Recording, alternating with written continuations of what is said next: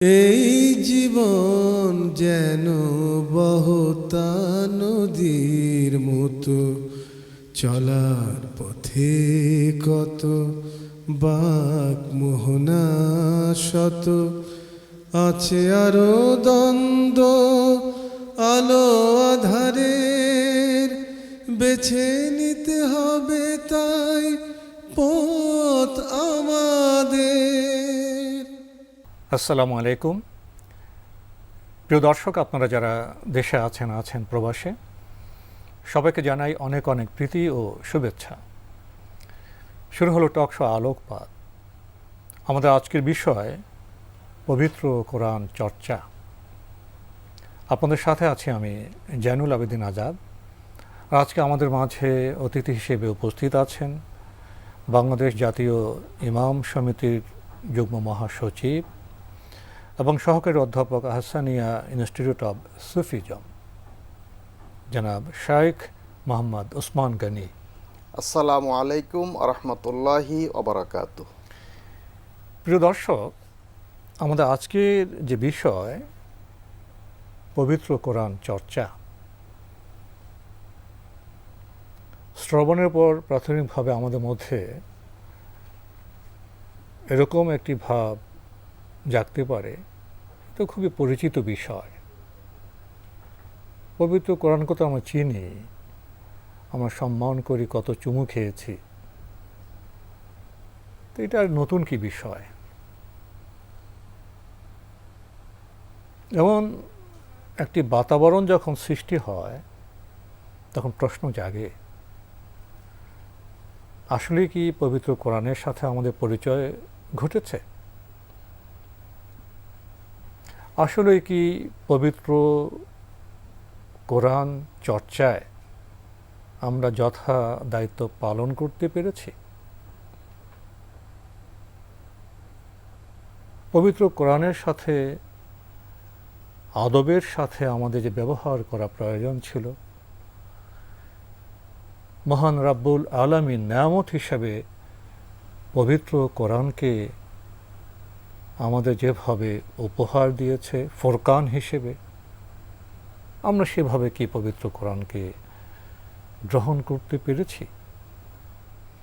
যদি গ্রহণ করতে পারতাম, সম্যকভাবে পবিত্র কোরআনের চর্চা করতে পারতাম, তাহলে আমাদের পরিবারের এমন অবস্থা কেন? আমাদের সমাজের এমন অবস্থা কেন? বৈশ্বিক পরিমণ্ডল এত হানাহানি কেন? আর কেনই বা করোনা ভাইরাসের আবির্ভাব?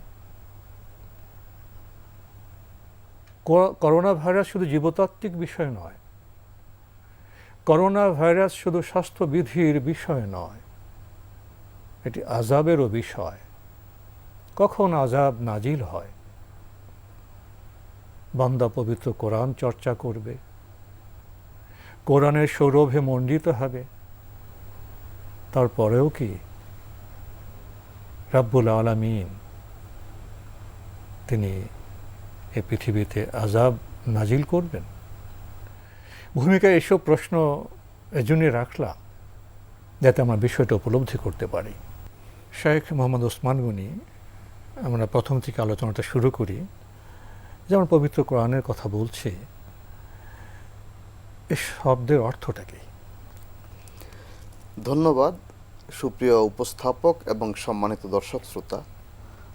আল্লাহ রব্বুল আলামিন ভালোবেসে কুল কায়নাত সৃষ্টি করেছেন, মানুষকে বানিয়েছেন তার ইবাদতের জন্য, দুনিয়াতে পাঠিয়েছেন খেলাফতের দায়িত্ব দিয়ে। আর এই দায়িত্ব যারা পালন করবেন তাদেরকে সম্মানিত করবেন বন্ধুত্বের মর্যাদায়। মানুষ যেন তার দায়িত্ব অনুধাবন করতে পারে এবং সেটি পালন করতে পারে, এই জন্য মানুষকে আল্লাহ পাক রব্বুল আলামিন একটি আবেদন শিখালেন, যেটি সূরা ফাতিহা। এবং সূরা ফাতিহাতে মূল আবেদন হলো ইহদিনাস সিরাতাল মুস্তাকিম, হে আল্লাহ আমাদের সঠিক সরল সহজ পথে পরিচালিত করুন। এই আবেদনের পরিপ্রেক্ষিতে আল্লাহ রব্বুল আলামিন ৩০ পারা কোরআন নাজিল করলেন, যেই কারণে সূরা ফাতিহার নাম হলো উম্মুল কোরআন, কোরআনের জননী। এবং সূরা বাকারার শুরুতে আল্লাহ রাব্বুল আলামিন বললেন হুদাল্লিল মুত্তাকিন, এই কোরআন হলো মুত্তাকিনদের জন্য হেদায়েত। যে হেদায়েত সূরা ফাতিহায় আল্লাহ প্রার্থনা শিখালেন, আমরা সেই আবেদন করলাম, সেই আবেদনের জবাবে 30 পারা কোরআন আল্লাহ নাজিল করলেন। এবং এই কোরআন শব্দের অর্থ হলো পাঠ করা বা যা পাঠযোগ্য, যা যেটা বারবার পাঠযোগ্য। বারবার পাঠ করা হয়। এবং আরেকটি অর্থ হলো যা মানুষকে নিকটে নিয়ে যায়। যেহেতু কোরআন আজীবন পাঠ করতে হবে, চর্চা করতে হবে, অনুশীলন করতে হবে, আমল করতে হবে, বাস্তবায়ন করতে হবে জীবনে প্রতিটি ক্ষেত্রে, এই জন্য এটি কোরআন। দ্বিতীয়ত, এই কোরআন চর্চার মাধ্যমে, কোরআন অধ্যয়ন, তেলাওয়াত, আমল, অনুশীলনের মাধ্যমে আল্লাহ রব্বুল আলামিনের সন্তুষ্টি এবং নৈকট্য অর্জন হবে, এই জন্য এটি কোরআন। তো কোরআন তো আল্লাহ আমাদের পাঠিয়েছেন আলো হিসেবে, সে আলোয় আমরা উদ্ভাসিত হব, আলোকিত হব এবং আমাদের ব্যক্তি জীবনকে পরিগঠন করব, পরিবারকে, সমাজকে আমরা মানবিক করব এবং মানবিক আচরণের সুষম আমরা মণ্ডিত করব। আসলে কোরআন নিয়ে তো আসলে 2-1 ঘন্টায় কথা শেষ হবে না। শুধু কোরআন তেলাওয়াতের ফজিলত সম্পর্কে বলবেন। ধন্যবাদ। কোরআনে কারিমে যে আল্লাহ রব্বুল আলামিন প্রথম যে আয়াতে কারিমা নাজিল করেছেন, এটি সূরা আলাক এর প্রথম 5 আয়াত প্রথম অবতীর্ণ হয়। তার প্রথম আয়াতের প্রথম শব্দটি হলো ইকরা, মানে পাঠ করো, পড়ো। তো এর ফজিলত সম্পর্কে বহু হাদিস শরীফ রয়েছে। রাসূল আকরাম সাল্লাল্লাহু আলাইহি ওয়াসাল্লাম বলেছেন, যেই ব্যক্তি কোরআন কারীমের একটি হরফ, একটি বর্ণ পাঠ করবে, উচ্চারণ করবে, তেলাওয়াত করবে, আল্লাহ রব্বুল আলামিন তাকে একটি নেকি দান করবেন, সেই নেকিটির পরিধি 10টি নেকির সমান। অন্য হাদিসে রাসূল আকরাম সাল্লাল্লাহু আলাইহি ওয়াসাল্লাম বলেছেন, মান ক্বরাআল কুরআনা ফাস্তাযহারাহু ওয়া আহাল্লা হালালাহু ওয়া হাররামা হারামাহু আদখালাহুল্লাহুল জান্নাহ।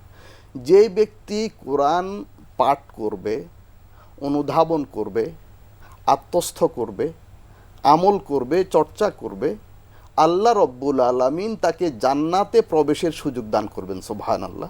রাসূল আকরাম সাল্লাল্লাহু আলাইহি ওয়াসাল্লাম বলেছেন, আফদালুল ইবাদাতি তিলাওয়াতুল কোরআন। বহু ইবাদত রয়েছে, অসংখ্য ইবাদত রয়েছে, জীবনের প্রতিটি কাজ ইবাদত যদি আল্লাহর হুকুম নবীজির তরিকা মতো করা হয়, কিন্তু শ্রেষ্ঠ ইবাদত হলো তেলাওয়াতে কোরআন। এই তেলাওয়াত অনেক ব্যাপক, আমরা এই বিষয় পরে আলোচনা করব। যে আপনি পবিত্র কোরআন তেলাওয়াত প্রসঙ্গে কথা বললেন, ফজিলত প্রসঙ্গে কথা বললেন, এবং পবিত্র কোরআন শুধু তেলাওয়াতেরই অনেক ফজিলত আছে, সওয়াব আছে, আপনার বক্তব্য থেকে আমরা জানলাম। আর যারা পবিত্র কোরআনে যেটাকে হারাম করা হয়েছে সেটাকে হারাম মনে করবে, যেটাকে হালাল করা হয়েছে সেটাকে হালাল মনে করবে, তাদের মর্তবা কোথায় গিয়ে পৌঁছবে? কোরআনে কারীম তেলাওয়াতে যেমন ফজিলত রয়েছে, এর চর্চা বা অধ্যয়ন এবং এর অনুশীলন বিষয়েও কিন্তু অনেক গুরুত্বপূর্ণ নির্দেশনা রয়েছে। রাসূল আকরাম সাল্লাল্লাহু আলাইহি ওয়াসাল্লাম বলেছেন, খায়রুকুম মান তাআল্লামাল কুরআন ওয়া আল্লামা। তোমাদের মধ্যে শ্রেষ্ঠ ও সকল মানুষ যারা কোরআন শিখে এবং কোরআন শিখায়, কোরআন অধ্যয়ন করে এবং অধ্যাপনা করে, অর্থাৎ কোরআন চর্চা করে। এই শিখন বা এই শিক্ষা দান, এই বিষয়টি আমলের সাথে সম্পর্কিত, অনুশীলন বা কর্মের সাথে সম্পর্কিত। আমরা একজন মানুষ অনেক লেখাপড়া জানে, কিন্তু তার আচরণ যদি পরিবর্তন না হয়, তাহলে আমরা বলি তার শিক্ষা হলো না। মানে কোনো কাজের পরিপ্রেক্ষিতে তার যদি কর্মপদ্ধতির মধ্যে পরিবর্তন না আসে, সেটাকে আমরা শিক্ষা বলি না। কথায় কাজে মিল না থাকলে সে ব্যক্তি প্রশ্নবোধক হয়ে পড়েন। কিন্তু পবিত্র কোরআনে যারা চর্চা করবেন, তারা কথায় যেমন সঠিক কথা বলবেন, আলোকিত বাক্য উচ্চারণ করবেন, তেমনি তাদের জীবনটা, আচরণটা আলোকময় হবে। আমাদের সমাজে আলহামদুলিল্লাহ কোরআন তেলাওয়াত করা হয় এবং গবেষণা কম হয়। এরপর যে প্রশ্ন করা হয়, গবেষণা যতটা হয় আমল কি ততটা হয়? এই 3টি বিষয়কে আপনি কিভাবে মূল্যায়ন করবেন? ধন্যবাদ। আমরা প্রথম দিকে কোরআনের শাব্দিক অর্থের সাথে পরিচিত হয়েছি। আসলে পরিভাষায় কোরআন কাকে বলে, এটি যদি আমরা জানি তাহলে আমরা আপনার প্রশ্নের উত্তর পেয়ে যাব। কোরআন হলো আল্লাহর কালাম, কোরআন হলো আল্লাহর বাণী, কোরআন হলো মানব জাতির জন্য হেদায়েত, এবং কোরআন হলো সর্বশেষ আসমানি কিতাব।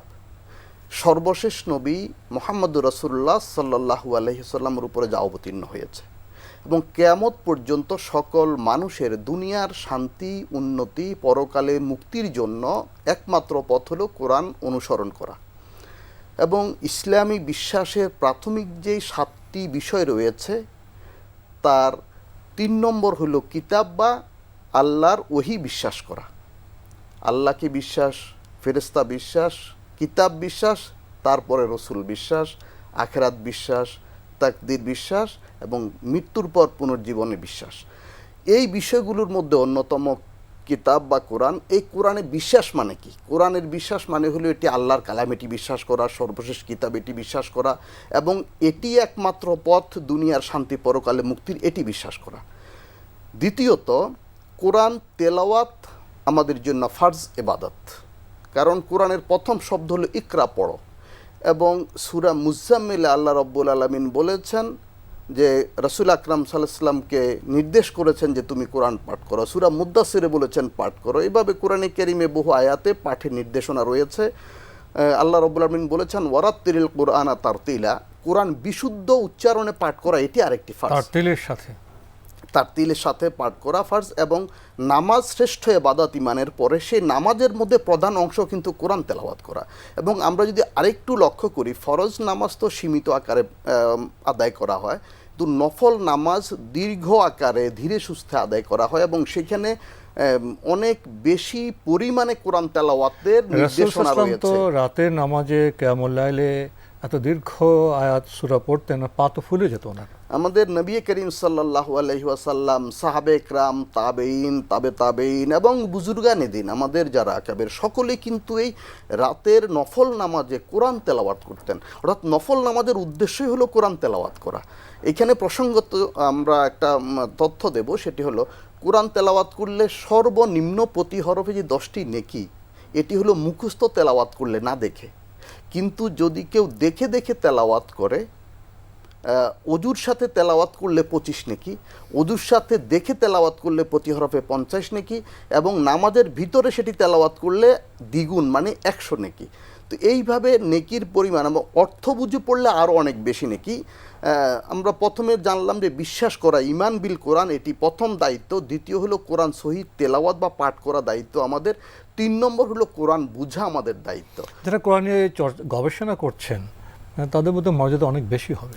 অবশ্যই বিভিন্ন কিতাবের মধ্যে বিষয়টি এভাবে এসেছে, যদি কেউ এমনিতেই এক খতম মানে আমরা কোরআন পুরোটা একবার তেলাওয়াত করে না বুঝে, আর কেউ যদি বুঝে একটি আয়াত তেলাওয়াত করেন, তো না বুঝে পুরো এক খতম পড়ার চেয়েও এই এক আয়াত পড়া বেশি ফজিলতপূর্ণ। চতুর্থত, আমাদের দায়িত্ব হলো কোরআন যে আমি বুঝলাম, অথবা নিজে অধ্যয়ন করে হোক বা কারো কাছে শুনে হোক, কারো সহযোগিতায় হোক, কারো মাধ্যমে হোক, সেটি আমল বা বাস্তবায়ন করা, আমার নিজের জীবনে সেটিকে আমি অনুসরণ করা। কোরআনের লক্ষ্য তো তাই, মূল উদ্দেশ্য যে বার্তা বাণী আমরা আচরণের মাধ্যমে, আমলের মাধ্যমে আমাদের ব্যক্তি জীবনকে, পরিবারকে, সমাজকে, বিশ্বকে আমরা আলোয় উদ্ভাসিত করব, আমরা সুন্দরভাবে জীবন পরিচালিত করব, সেটা তো লক্ষ্য। কোরআনের বার্তা আছে। টোটাল কোরআনের প্রতি আমাদের 4টি দায়বদ্ধতা বা দায়িত্ব রয়েছে। প্রথম, কোরআন ঈমান বা বিশ্বাস করা। দ্বিতীয়ত, পাঠ বা তেলাওয়াত করা। তৃতীয়ত, অনুধাবন, অধ্যয়ন, চর্চা। চতুর্থত, এটি আমল, নিজের জীবনে বাস্তবায়ন। পঞ্চমত, দাওয়াত, কোরআনের প্রচার প্রসারে নিজেকে নিয়োজিত করা। বর্তমান সভ্যতায় আরেকটি বিষয় আপনার সামনে পেশ করতে চাই। মানুষ বলে শান্তিতে নেই, পরিবারের শান্তিতে নেই, সমাজের শান্তি নেই, ব্যবসা বাণিজ্যে শান্তি নেই, মানুষ মানসিক অনেক যন্ত্রণায় আছে। তো অনেকে বলেন যে পবিত্র কোরআন তেলাওয়াতে বা পবিত্র কোরআন চর্চার মাধ্যমে আমাদের মনোদৈহিক চিকিৎসা হতে পারে। সুবহানাল্লাহ। কোরআনে কারীম এই মানব জাতির যাবতীয় সমস্যার সমাধান, এবং এই সমস্যাগুলো কোনোটি আমাদের শারীরিক, কোনোটি মানসিক, কোনোটি পারিবারিক, কোনোটি সামাজিক, কোনোটি আত্মিক, আধ্যাত্মিক, সামাজিক, রাষ্ট্রীয়, যত রকমের সমস্যা আছে কোরআন সকল সমস্যার সমাধান দেয়। অর্থাৎ কোরআনের বিষয়বস্তু হলো মানব জীবন, মানব সমাজ, মানব সভ্যতা। কোরআনে কারীমে এই আরোগ্য সম্পর্কে বেশ কিছু আয়াত আছে। আল্লাহ রাব্বুল আলামিন বলেন ওয়াশিফাউল লিমা ফিস সুদূর, কোরআন মানুষের আত্মার ব্যাধি মুক্ত করে দেয়, সুবহানাল্লাহ। অন্তরকে ব্যাধি মুক্ত করে তো দেয়, আমাদের প্রশান্ত আত্মা উপহার দেয়। আমাদের শারীরিক মানসিক অনেক সমস্যা কোরআন তেলাওয়াতের মাধ্যমে সমাধান হতে পারে এবং হয়, এবং কোরআন আমলের মাধ্যমে, কোরআন চর্চার মাধ্যমে এগুলো সমাধান হয়। তো শেখ মোহাম্মদ ওসমান গনি, আপনার সাথে তার অনেক কথা ছিল, অনেক বিষয় জানার ছিল, কিন্তু সময় তো খুবই সংক্ষিপ্ত। সময় আজকে আমাদের আর অনুমতি দিচ্ছে না, এখানে শেষ করতে হচ্ছে। শেখ মোহাম্মদ ওসমান গনি, আপনি কষ্ট করে আমাদের স্টুডিওতে এসেছেন, সময় দিয়েছেন, সেজন্য আপনাকে অনেক ধন্যবাদ। আপনাকে অনেক ধন্যবাদ। প্রিয় দর্শক, আমরা দেখছিলাম অ্যান্টিবায়োটিক এবং লাভ হলো নিবেদিত অনুষ্ঠান আলোকপাত। আমাদের আজকের বিষয় ছিল পবিত্র কোরআনের চর্চা। আমাদের অনুষ্ঠান আপনারা এনটিভি অনলাইনেও দেখতে পারবেন, ভিজিট করুন www.ntvbd.com। এছাড়া ইউটিউবে এবং আমাদের ভেরিফাইড ফেসবুক পেজে অনুষ্ঠান দেখতে পারবেন। প্রিয় দর্শক, আমরা আজকে বোধহয় পৃথিবীর শ্রেষ্ঠ বিষয় নিয়ে কথা বলছিলাম, পবিত্র কোরআন চর্চা। সংক্ষিপ্ত সময়ে আমরা আজকের বিজ্ঞ আলোচকের কাছ থেকে জানলাম শুধু কোরআন পাঠের ফজিলত, এবং কেউ যদি এটা অধ্যয়ন করতে চায়, গবেষণা করতে চায়, তার ফজিলত কি সেটা আমরা জেনেছি। এবং গবেষণালব্ধ যে জ্ঞান, তার আলোকে যদি আমরা আমাদের জীবনকে পরিচালিত করি পবিত্র কোরআনের চর্চার মাধ্যমে, তার কল্যাণ এবং ফজিলত সম্পর্ক আমরা জেনেছি।